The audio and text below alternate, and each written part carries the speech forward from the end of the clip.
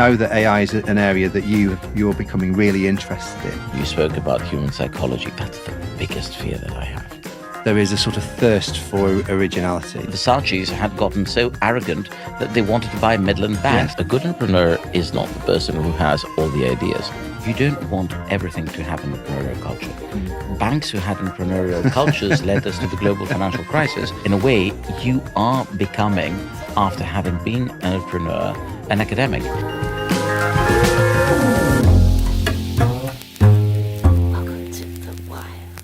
Welcome to the next episode of Entrepreneurs in the Wild. What we are doing is shedding light onto the world of the entrepreneur, what makes them tick, what makes them different. Also, could you even be an entrepreneur? Luckily for me today, we are joined by Professor Michael Jacobides, and he is a professor of strategy and entrepreneurship at London Business School. He's also regarded as one of the finest minds in entrepreneurship and management globally.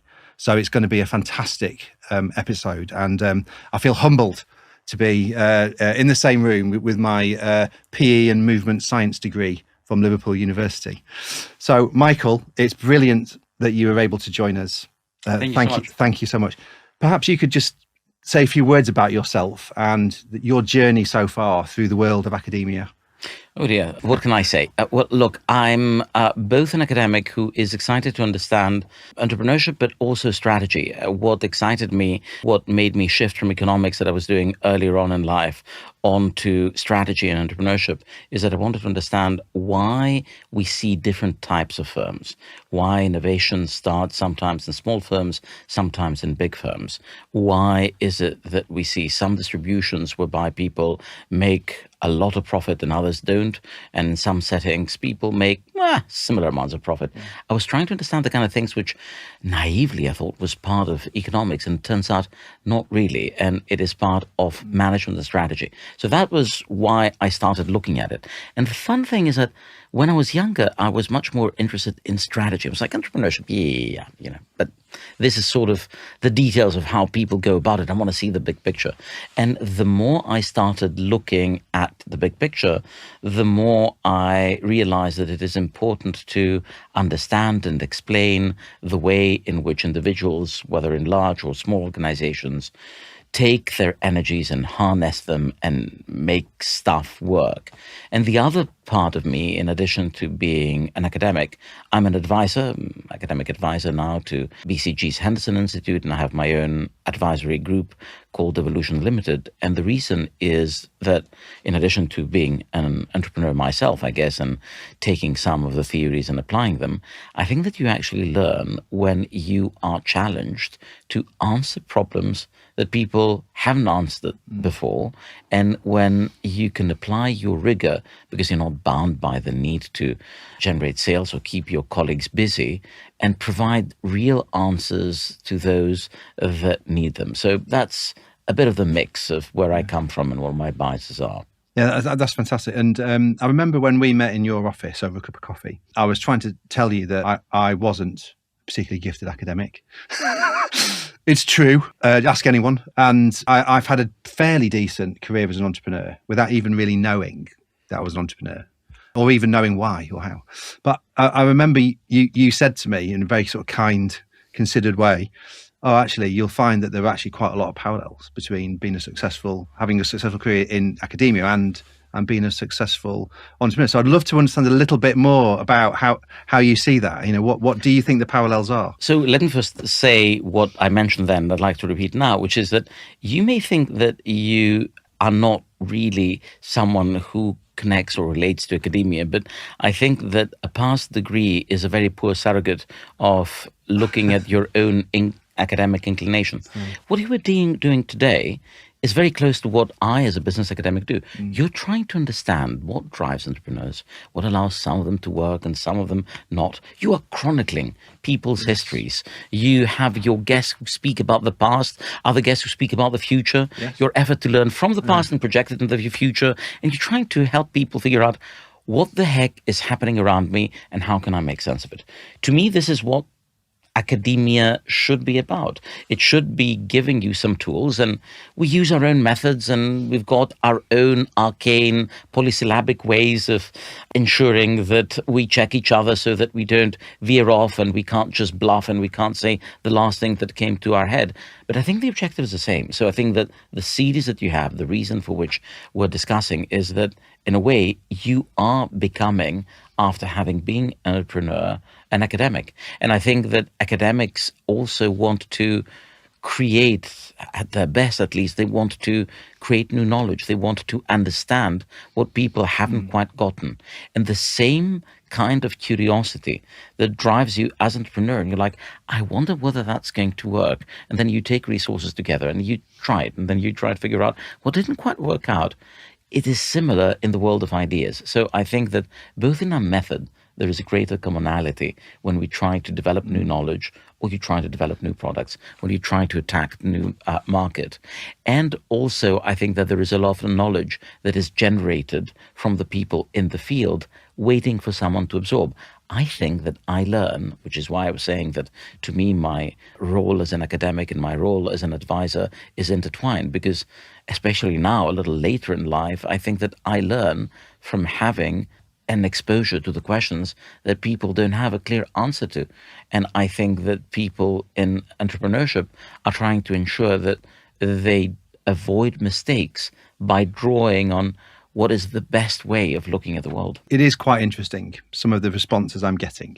And a lot of it is about a circumstance rather than any kind of specific desire or an observation or a problem that needs to be resolved. It's often driven by they found themselves in a situation, there was a few other people around them, and they thought, why not? And so quite a lot of the entrepreneurs I have been speaking to have become entrepreneurs that way. And the other thing that I've noticed is that quite often, although money is involved, money isn't always the biggest driver. So I'm just wondering if any of that chimes with kind of your studies or experiences in the space. Look, I think that fundamentally people are driven by a desire to achieve. Yeah. And I think that you see that usually when you see how much people work and whether they wanted to amass material worth. That's not what is really driving them. That is not something that will explain their behavior. They either want to prove something to themselves, they may want to prove something to the world, and in that sense, the pursuit of profit is an intermediate step. It is something which is a surrogate for, but the true objective is different. And then you get them, you see them as they need to get excited by the other thing that is there and is shiny, and they want to develop it.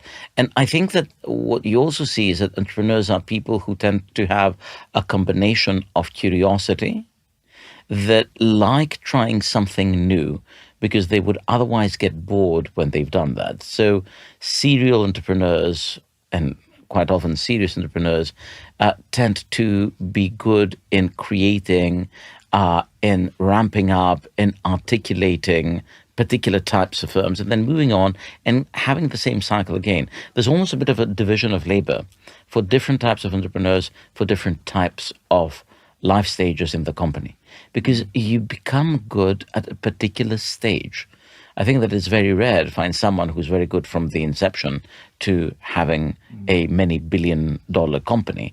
It may be that someone says, I need to go through this bloody inception, but my real ambition is to drive a billion-dollar company. But you get more people saying, I've done this, now I'm moving to my next venture because my work is done.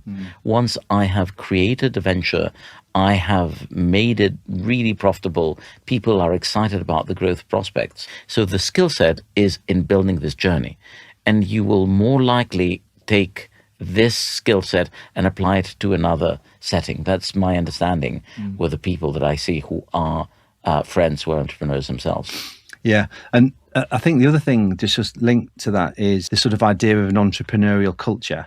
One of the sort of things that sort of seems to be cropping up is where there are entrepreneurial cultures, that's often a way of describing openness to risk, openness to innovation, high levels of empowerment, and things like that, and sort of traits, if you like.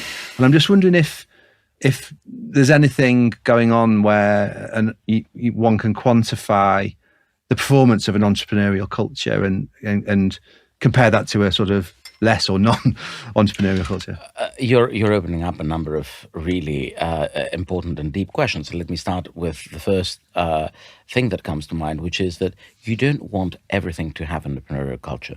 Banks who had entrepreneurial cultures led us to the global financial crisis because there were some people who thought, blimey, I'm going to get this wonderful idea of securitizing, and if you dress it up so nicely, nobody's going to figure it out, and I'm going to be bloody rich. Thank you very much. And the whole world is going to collapse.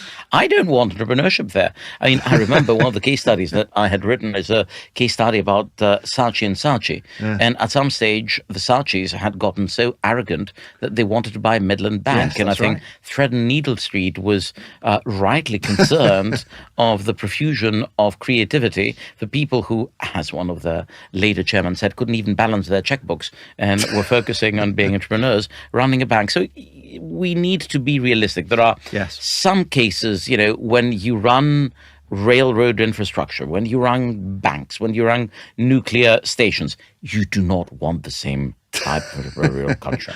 There are horses for courses. Now, that takes me to a deeper question. And this is one of the things that I've started looking at.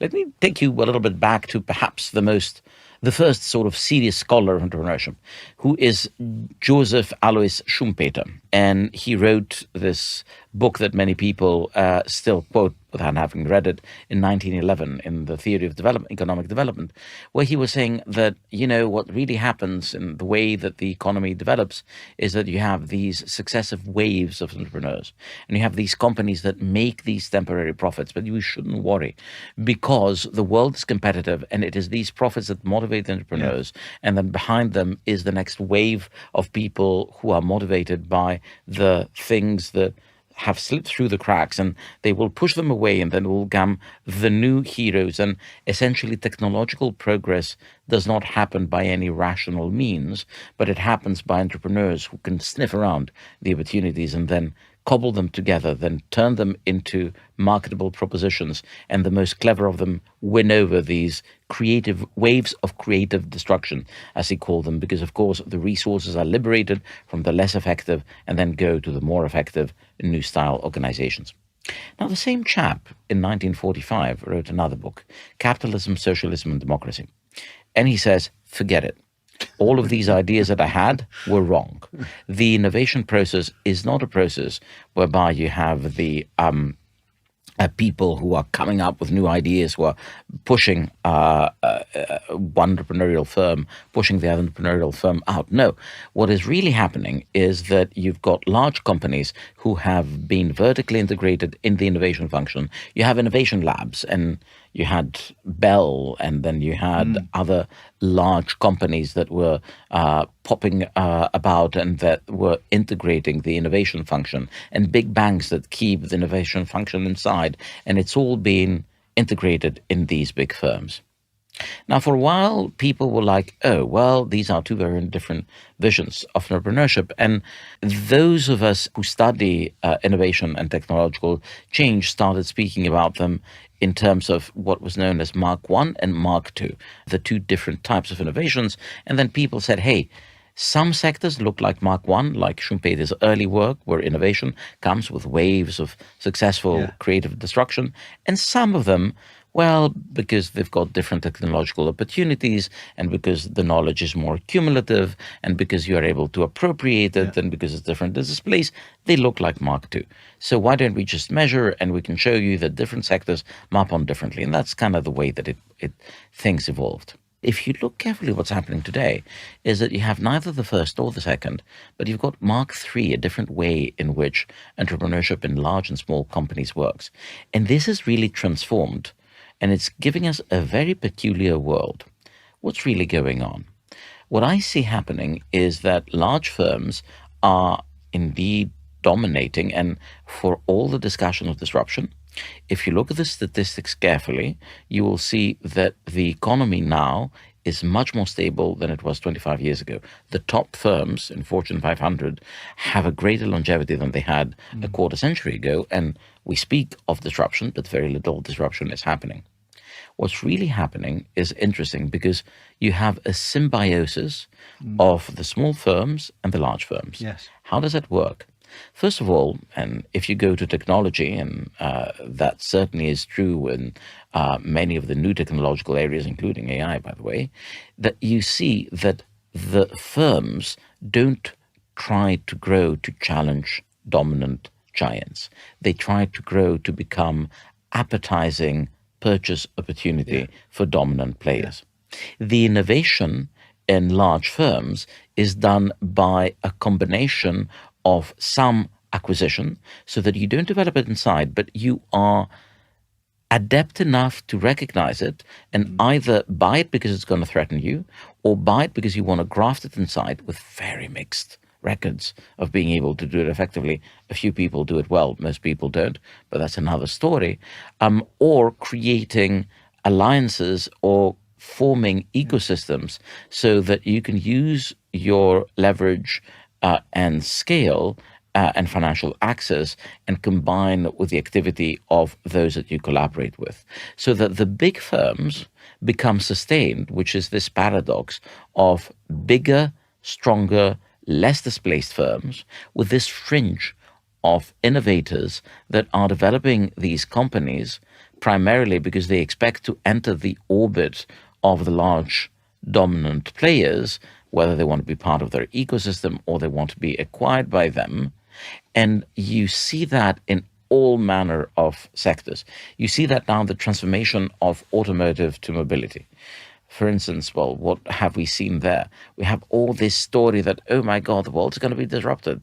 Look at it. Case, it's going to all be connected and autonomous and electrified and shared. But other than two or three players, one big player, very vertically integrated, Tesla, and also some in the ride-hailing, most of them are the incumbents who have created tons of connections with entrepreneurial firms that come from other sectors. So if you start looking now at the maps of Ford, of GM, but also of their suppliers, people like Bosch, but also of firms like Tesla, you see them all branching out and connecting to entrepreneurial firms. So you have this interesting change in the division of labor because it is big tech, which has a huge role and dominant, probably overly dominant role, industrial incumbents and entrepreneurs who work in concert with them.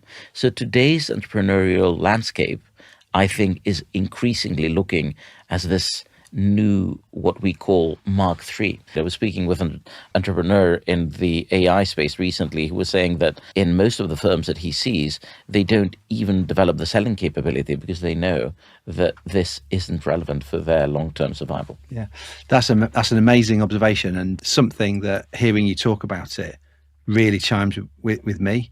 Obviously, our company, Iris, was bought by a Korean company called Chael, who is part of Samsung. We've done a study to try to make sense of all of this so that we can go to market better and win, more clients. But one of the things that we've learned is that companies that outperform the rivals in their categories tend to have a very, very strong, powerful core. So you have a very strong, stable core that's about profitability, and scale and all of those really sensible things, really important things. And then you have a sort of swirly mess of little small cogs that are just, running at 1,000,000 miles an hour that are sort of organized around that strong, stable core. And if you can do that sort of repeatedly, consistently over a period of time, you end up having innovations that are competitive, that you can take to market and make really good money from. So you're absolutely right. But in a way, the interesting sort of new version of entrepreneurship is, how do you combine entrepreneurship with existing business in a thoughtful way? And how can we be real about the potential areas to add value? And to me, it's also interesting because it changes the nature of entrepreneurship. I think that there are opportunities for the people who say, we can do better with the existing set of resources. But I think that it is not, we can do better and I will do a full-scale different alternative, but I need to find a way of complementing and connecting to some organization that already exists. So, it's got a bit of a different flavor. I mean, in my 25 years working in marketing, I have found that entrepreneurial behaviors are really good and positive. They are not always practiced by actual entrepreneurs, though. It's like there are traits that are sometimes adopted, sometimes quite short term, but they're often like the more kind of creative, lateral thought, and the charismatic. Often things that are more emotional. You know what I mean? But in actual fact, I've actually only worked with a relatively few entrepreneurs, i.e., people that have started a business, grown a business, sold a business, things that are really quite difficult. I think what you're saying brings me, makes me think about one more important distinction, which is that a good entrepreneur is not the person who has all the ideas. Yeah. It's the person that drives the context where people who have the ideas can create them and help them put together in an effective way. I think that there's often a misapprehension, and you think that the entrepreneur is the person who has the creative genius. I think that this is vastly oversold. Many entrepreneurs are not as technically gifted, or as thinkers are not as able to conceptualize what is new. Their skill is in figuring out how to listen, support, and broker ideas that come to them, and rather than reject them wholesale, put them in a package that will be successful. And I think that when we think about the myth of entrepreneurs, of course, that is partly the problem of entrepreneurs themselves, because of course they let us say, oh yeah, sure, of course it was me. Well, kind of wasn't. You know what? It's even better if you say it wasn't. If you say that my role is to figure out a good idea rather than come up with it. And I think that many of the challenges here is that people have extended what they had done themselves and what they simply created the context for. They tend to want to provide this heroic vision of themselves. I think the reality is a bit messier, but it's great because the value of entrepreneurs are the people who are able to take ideas, whether it's theirs or not, make them work, drive them to the next level. Yeah. Just moving on, just following on this sort of theme of entrepreneurs and entrepreneurship, particularly when it comes to sort of big companies. We were talking with the marketing director of Samsung about the launch of the S24, and it's AI, and all the storytelling around the phone is all about AI and what that can do. We got into this really interesting discussion about how it can enable entrepreneurs, and it can be a leveler. It can allow the entrepreneur to do more quicker, allow entrepreneurs to compete against scale, all these things. So I'm just wondering, because I know that AI is an area that you're becoming really interested in. I'm just wondering, how you feel about AI and the topic of the entrepreneur, and what you think, positively and negatively, if you like, will affect the world and also the entrepreneurs that are in it. Well, I mean, my concern is I'm a bit ambivalent, and I literally am losing sleep trying to figure out what the heck is happening. I have spent the last few months working on AI. I had done some previous work on AI as well. And one of the things that we know about, so we have to distinguish between two things. We have to distinguish between AI in terms of its more traditional form and Gen AI, generative AI, and in particular, the technology that has provided the ability of natural language answers and support and programming, and now multimodal, which is what is growing and what we expect to see expand, and in probably a couple of years' time also be melded together with what we thought was dead but is simply dormant and growing, which is the metaverse and AR, XR. It will become, again, very important. People sort of looked at it before its time, but if you combine the two technologies, you can have some pretty powerful things once the latency issues, which is what has held the AR, VR technology back, are resolved, and we know what roughly the timeline is for these. So I think that what we know about AI, and I'll move to Gen AI because we know much less about it, but we're right now engaged in a number of efforts to try to understand Gen AI as well. What we know about AI is that, so for instance, when we looked at what were the implications of AI on firm stability, the ability of creating competitive advantage, is that AI tends to lead to a more uneven world. It tends to benefit the companies that have a digital DNA and that are poised to leverage the technological advantages from what we used to call big data and predictive analytics. Yes. AI is essentially computational statistics. We have seen that AI has increased the inequality of income distribution, enhanced the power of big tech. Yeah. You have seen the growth of some companies, and if you look at the stack of the full set of activities that exists in the world of AI, what you saw is that you had companies that were active downstream, the people who would do the modeling like Google and the technology front end, possibly like Microsoft, were also providing the computational background. So you had the hyperscalers, and the hyperscalers are Microsoft, they are AWS, by far the most profitable part of Amazon. So you see big technology companies, and you see in China, some of the big technology companies in China doing again the hyperscaling and the dominance in the core.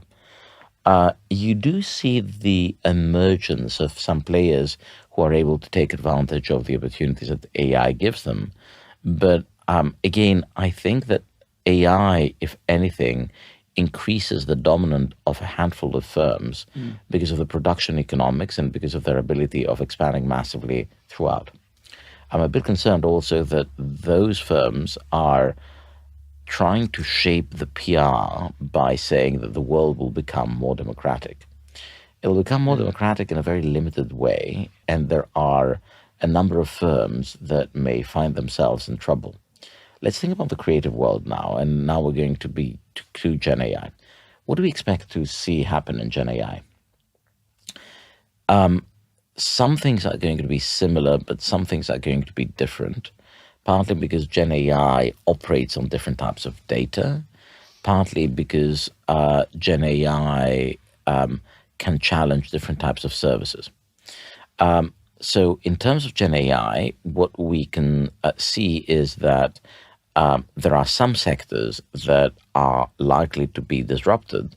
So if you take the creatives, for instance, right now you can say, hey, this is amazing. It's awesome because none of these are real people. All of that is synthetic. I had no shooting, I had no constellation, no whims, no problem of people who want to be made up 4 times and then it's raining and you need to start it again. So all of that was friction. And I told them, yeah, but the problem is that you're friction too. So I think that what is happening is that there is a risk that the advances in Gen AI, although they give the ability of individuals to be much more productive, may also put organizations or parts of the economy out of business. What we're now looking at, and there's a big project that I'm doing, one with Institute directors and some other with some private equity firms, is to start looking at, well, what else matters? Because I think that we're going to see some new opportunities for entrepreneurship because people will be able to find the ways of using technology and displacing existing firms. But you may find some traditional areas of activity, including in the creative sector, that are simply not going to be used. Why? Because, well, I went to use the services of a marketing company because I was clueless. I had a product. I knew how to sell it, but I didn't know how to create a logo. And right now, I can create a logo for my own company. When I created a logo, I went to someone and worked for a few weeks, and we found exactly how to write the E of evolution. It was all very clever. But now I wonder whether what I would have done is just spend a few minutes in the computer, and I'm like, how many other people will actually do that? You're going to say, yeah, but there is a number of people who will want the fancy stuff. Yeah, sure. But I think that the existence of Gen AI with a bit of intelligent prompting may create existential problems for parts of the activity, including people who would pride themselves in being entrepreneurial. So, will it help or will it challenge? I think we're going to see that it's going to be a very mixed picture, and we're now trying to figure out what this depends on. That's a brilliant way of framing the whole debate, specifically in and around our industry, which I think has been under some pressure for a while for all sorts of different reasons. Offshoring, nearshoring, clients taking more and more of their own work in-house.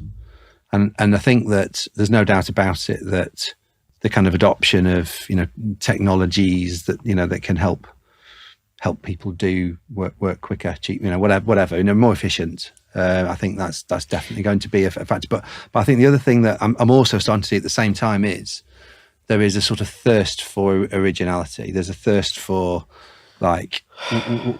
yes, of course. And also we now need to sharpen our minds around how do we do things that feel more emotional, more breakthrough, that can work as a partner to that. Another thing that is very important, you spoke about human psychology. That's the biggest fear that I have. There's actually an interesting study going on right now in MIT with looking at whether scientists can see how people can be manipulated to have false memories. This shows you how technology can really play games with your brain. One of the things that we had started doing with behavioral science is say, hey, people have biases and shortcomings, which, by the way, as a species have been wonderful because they have allowed us to preserve our mental energy and be adaptive and all the rest of it. But we do carry some of these habits. The problem is that when you have habits of that sort, when you have these predispositions, and if you have those who can study them and then see how they can manipulate you, you're starting to be in serious problems, right? If, for instance, we find ways of making you think that something that is not true is, like having a false memory, and that we find a way that AI allows us to tease that out, you have a lethal weapon that can be used for advertising or for proselytizing or for polarizing or for getting us worse than Trump and Brexit in terms of elections.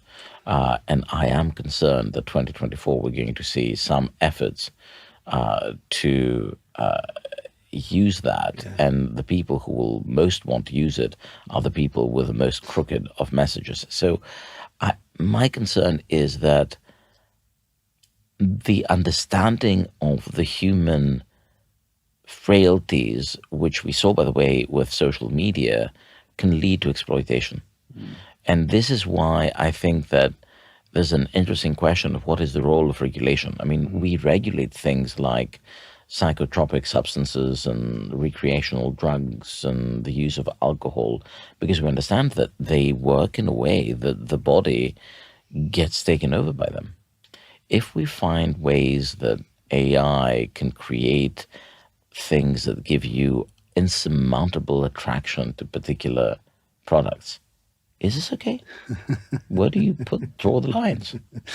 Yeah, I mean, just as a human, I'm saying, of course, it's not okay. But then I think as a about marketer, you're like, oh my God. And then I'm thinking, hang on, you want to? So let me make a note of this. But I'm also thinking, like, how much are we already doing? Because and I'm not going to say that it's about false emotions, false memories, or anything like that. But I do know that for quite some time now, just the sort of coding that exists in a brand, whether it's colours or Christmas imagery or a certain musical setting, or how that is often used to change the context of an audience. I mean, great art is about creating the emotions that move you. And you're like, well, I should steer clear of that. The people who have done that intuitively for years and years now can't be told, well, you can't do it more systematically. I mean, there have been efforts of studies of understanding how you can combine things to affect your psychology. I'm not saying that any of that would be off limits. What I am saying, though, is that we are moving into an interesting world. And you're speaking earlier on about which part of it is going to be AI and which part of it is going to be humans. We may want to not let things run for themselves and by themselves. Yeah. We will be faced to think about stuff that happens in an industrial scale. I mean, again, let me give you an example. Right now, one of the things that we're concerned with is that if you let even ChatGPT 4 or Claude loose, they can start writing in your style. And you could say, well, what's wrong with that? Well, if you have provided the training and if your voice can be replicated, even though you don't think that the content is right, the question is, whose IP is it, part one? And part two, if you're using someone's voice and the content is BS, isn't that dangerous? Because right now what I can control is my style, my ability of explaining, whether it's convincing or not, and also what I say. Imagine now that someone can imitate you, emulate you, and then can say very similar things and change the content. It does lead to both of these issues. And you could say that in theory, this is something that someone who's very sharp and understands the linguistics could do before. Sure, but it would be bloody difficult. It would take a heck of a lot of time and training. It'd probably take years of someone who has been the speechwriter of someone to do that. And it would be difficult to put together. Right now, you feed some documents and you can create that. So it leads you to new types of issues. And I'm also concerned about the way that this will change, if you want to go to communications, the communication messaging and what the role for the individual is. It will be some combination of man and machine. The way that human beings will need to interact with technology, both in terms of how we as a society regulate it and also how firms need to work on that. I mean, this is going to be a huge open question that we need to give some careful thought to. Yeah, I mean, I'm totally with you. One of the things that really struck me as you were talking was like one of the sort of things that might happen is suddenly somebody is able to influence somebody else by emulating either someone that they know or might be influenced by. But one of the things that we've noticed in our survey called the Participation Brand Index is how powerful it is, that the effect that someone has on one of their friends in terms of a purchasing outcome. It is becoming more and more important, we think. And then if, let's say, suddenly someone is able to sort of mimic a trusted friend, a trusted advisor, or wherever, without it actually being them, with actually not having the same motive, where they're doing it to help their friend, so therefore I trust it. I mean, and then suddenly you end up with this sort of incredible process where some of this is happening, and we're already advertising. What exactly do you trust, and what is the role in terms of communication of the people in the communications field? I mean, it starts raising some pretty existential questions. And I think the other thing is, as consumers, humans, we are overloaded with content, interactions, interactivity, and I just know that at some point in time that we'll go enough with all of this stimuli, this content, and there'll be nothing to be gained by surrounding us with more messages, because we won't be able to absorb them, act upon them, understand them, distinguish between them, whether it's AI driven or not. We will definitely see that. And working more in dynamic with, like the principles that you described earlier on, also about, performance marketing and how that works. And perhaps it may be a little bit more closely integrated to the business objectives, because one of the things that I think we're still good at doing as humans is setting the parameters of what we need to look at. I think that the things that are simpler execution are going to be challenged because you can do them more flawlessly and seamlessly through technology. But I think there's going to be a significant amount of disruption. So part of my concern is that right now there's a bit of a techno optimism, and I'm afraid that some of the advisors and banks are guilty of enhancing that. I mean, I read in my book, very embarrassing study by McKinsey that was saying Gen AI is going to increase profitability 4.4 trillion. I looked at this study and read it, some detail. I'm like, really? I study this kind of stuff. First of all, how the heck do you come to this number? And it is a big number. Second, walk me through the assumptions. And I read it and I couldn't quite come up with it. So I emailed the guy who's the lead author and the head of the McKinsey Global Institute and said, hi guys, so help me because I can't quite figure out the way that you do that. Because I saw whatever appendix, but just the calculations evade me how you can come to something like profits. And they said, well, we looked at all of these use cases. Everyone is crazy about use cases of Gen AI right now, and all the consultants are running around saying, use cases. And essentially, how can you not hire people or fire people? But usually it's more in the not hire and gradually replace. And then we said all of these productivity gains, and then new product development gains, although, if everyone has them, they can't add up. Someone needs to lose business, by the way. And then we added them all up. I said, yes. And then basically that's economic value. And we assume that it will flow in profits. I said, forgive me. If you're telling me that this is something that would be available to everyone, it would eventually be competed away and the consumer will benefit. Am I missing something? And the embarrassing answer was, well, not really. Let me explain a couple of details. And, I was looking at that. And of course, this was just, some heavy amount of smoke and mirrors that translated what could potentially be productivity benefits onto profits by saying, oh, economic value. Unfortunately, if you think about why, well, think about the board. If the board is being told, here's a 4.4 trillion opportunity, don't you want to be a part of it? You get excited. You pay them for, 10 million for their advisories.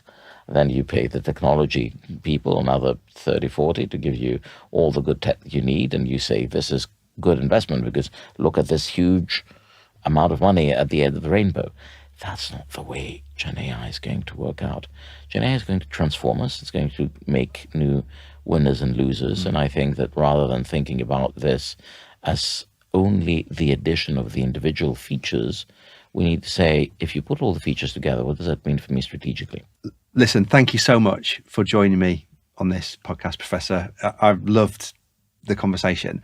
I just had one last little question before we wrap up, and it's more to do with, there will be entrepreneurs who watch this, hopefully, and I just, are there any kind of words of advice that you would want to sort of give on to the entrepreneur or people kind of thinking about embarking on a career as an entrepreneur?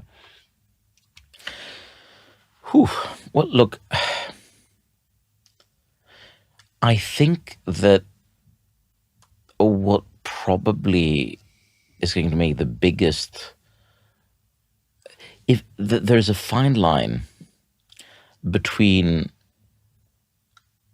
confidence in a plan and delusion of grandeur. And I think that you need to have an evolving vision and on the one hand, not give up because you're not able to do what you want as quickly as you want or as effectively as you want, or things didn't quite pan out. But you also need to ensure that you learn from how the world evolves around you. Yes. And I think that to me, this is one thing that I would really try to think of. That's probably the hardest thing that you need to do as an entrepreneur. You need to ensure that you have a view, that you are not deterred, but that you also learn. So that's probably the hardest thing to do. The other thing is to say that success is not a solitary sport. and that it'll come both from engaging with others who can complement you at the level of the team, and from finding the right ecosystems that will support what you want to do and that will allow you to navigate and pivot. So these are my 2 final words of advice. Fantastic. Thank you so much. Thank you for joining us on Entrepreneurs in the Wild. That's been a fantastic episode. Tune in next time. Feel free to get this particular episode wherever you get your podcasts. And thank you.